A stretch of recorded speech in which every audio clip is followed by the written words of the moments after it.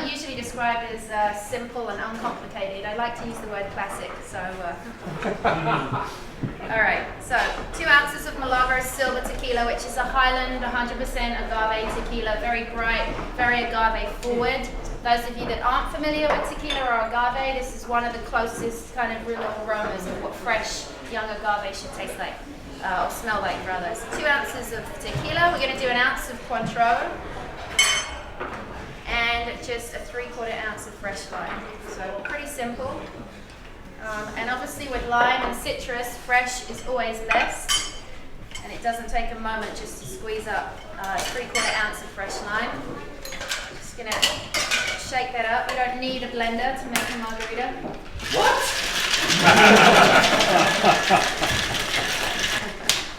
And then the important thing, of course, if you are making drinks at home with a shaking cocktail, we shake a drink for 3 reasons, right? We want to cool down the ingredients. We want dilution from the ice. We want a little bit of melt in there to balance out the roundness of the ingredients and our overall moderation of the cocktail. And we also want to just mix up the ingredients nicely. So then we need new ice in glass, okay? Harry Craddock said it first, never use ice twice, in the beginning of the Savoy cocktail book. So you just got to remember that the ice that goes into your glass must be fresh, because it then has a function to hold the temperature of the cocktail during your drinking experience. So we're just going to strain that over ice, and then our garnish, we'll just do a lime wheel, which you don't need to perch on the side of anything. You can just drop it straight into the... So beautiful, and there's nothing really better than just a classic, fresh, beautiful margarita. So, santé.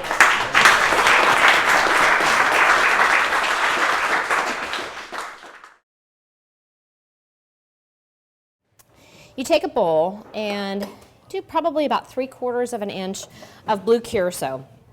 And we're going to dip our glass in, and then I'm going to pull it out. And then I have a bowl of kosher salt, and I'm just going to go in really quick, and I'm going to shove it in. And you can see that it really kind of shoves down a lot of the salt. And then we're going to, I'm going to take my finger and shake out any salt that's inside the glass. You know, when you get margaritas, sometimes there's tons of salt that's in your margarita. I hate that. So it's really important to get it out. And you can pre-do these. And actually, it's better if you even do them a day ahead, because they get all nice and dried. So that's this coral-rimmed technique, and I think it's really, really pretty. So this foam recipe has double duty. It has the body of egg whites. It also has the body of gelatin. So it should be, it should have pretty good structure. I usually like to make it and let it sit overnight. And then I have some pasteurized egg whites. And if you use fresh egg whites, it's even better. But I'm using pasteurized just in case. So I'm going to whisk that up. And then that is going to go into my ISI.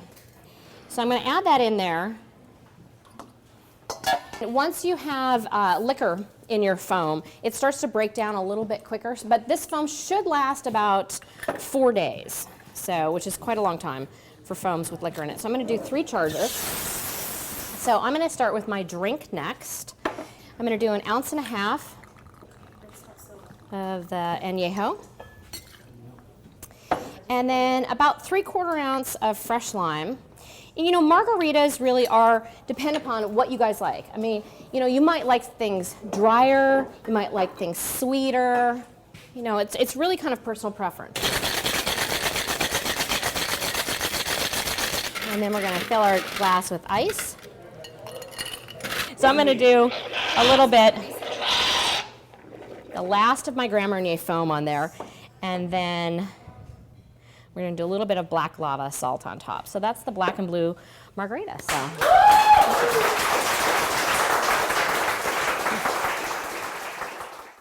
let's serve it. So let's you know, get our glass, get a little bit of lime, because lime is one of the ingredients, and we'll take our chartreuse dust and we'll roll it around. I'm really liking the lime against it too. Yeah, well, you need because chartreuse is a liqueur, it is a little bit sweet, so you need to have a little bit of sour to counteract it, right? It's either bitter or sour is going to counteract sweet. It actually tastes the lime. So there we are, and you know, so we did. I want to make sure. I want to say 3/4 of a part of a lovely tequila. 3/4 of a part of a lovely mezcal. Checks are in the post. 1/2 ounce chartreuse for our complex sweet. Green.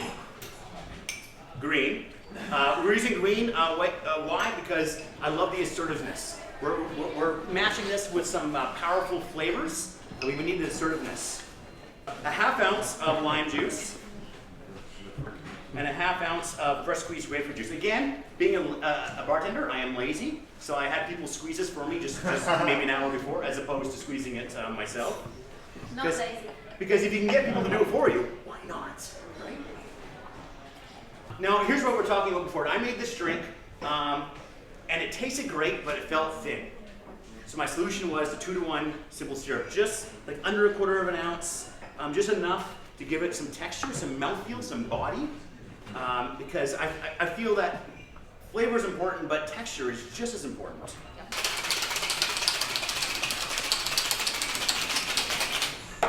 And we are going to fine strain that because I don't want any bits of juice into my cocktail or shards of ice into the cocktail. Now, good and complex, yes?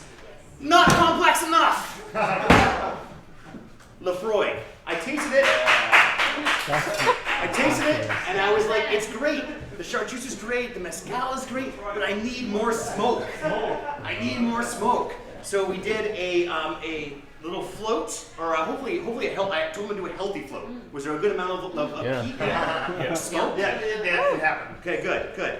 So a nice healthy float. That's it. Very healthy. Yeah. It's my last drink of the day. I like me some scotch. So anyway, so the name. The name is Scottish for Margaret. I see where you're going You there. see where I'm going? Very clever. So Sante with Margaret. Hello. Slanja.